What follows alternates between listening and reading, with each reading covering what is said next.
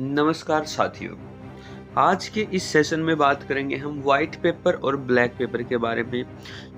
अपनी जो foreign minister हैं सीतारमन, उन्होंने व्हाइट पेपर की बात की थी, उसी तर्ज पर कांग्रेस ब्लैक पेपर लेकर आई है। तो उन सभी क्वेश्चंस को यहाँ पे हम समझने की कोशिश करेंगे कि भाई ये पेपर्स होते क्या हैं, इनका रोल क्या होता है।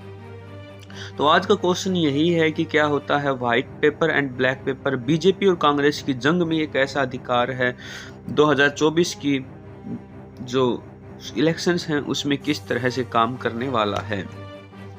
व्हाइट वर्सेस ब्लैक पेपर की बात करें तो संसद के बजट सत्र के कार्यकाल को एक दिन आगे बढ़ाकर 10 फरवरी तक कर दिया गया। रिपोर्ट्स के मुताबिक इस दौरान बीजेपी की अगुवाई वाली केंद्र सरकार पिछली यूपीआई सरकार के 10 सालों की आर्थिक प्रगति पर एक व्हाइट पेपर जारी करेगा। इसके जवाब में कांग्रेस ने भी मोदी सरकार के 10 सालों के कामकाज पर ब्लैक पेपर लाने का ऐलान किया है। कांग्रेस के अध्यक्ष ने इसे पेश कर सकते हैं। लोकसभा चुनाव से पहले दोनों दल एक दूसरे के खिलाफ ये साजिश करने वाले हैं।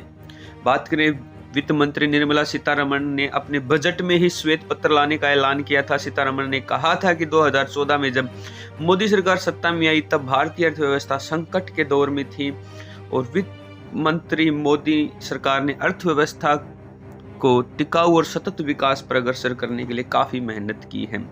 तो व्हाइट पेपर होता क्या है? व्हाइट पेपर एक सरकारी दस्तावेज होता है जो सरकार की नीतियों और अचीवमेंट्स को उजागर करने के लिए प्रस्तुत किया जाता है। इसका प्रयोग जनता की प्रतिक्रिया जानने या इसके लिए जन समर्थन हासिल करने के लिए किया जाता है। सरकारी दस्तावेज प्राय कई रंगों में होते हैं, उसके मुताबिक उसका विवरण हो सके।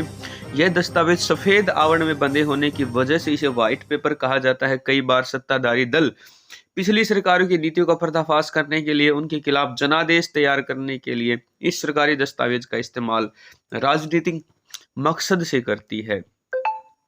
पिछले हफ्ते फरवरी को संसद के अंतरिम बजट में पेश करते हुए केंद्रीय मंत्री निर्मला सीतारमण ने दावा किया था कि 2014 में मोदी सरकार ने जब सत्ता ये तो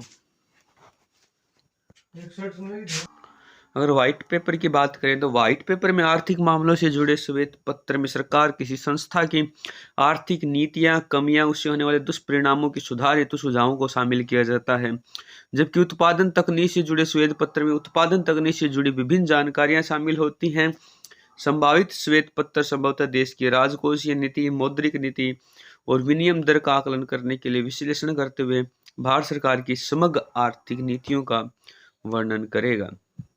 कौन जारी कर सकता है श्वेत पत्र? श्वेत पत्र सरकार के अलावा किसी भी संस्था, कंपनी द्वारा जारी किया जा सकता है। इसके जरिए संस्था अपने ग्राहकों, कर्मचारियों, जनता को अपने उत्पादों की विस्तृत जानकारी दे सकती है।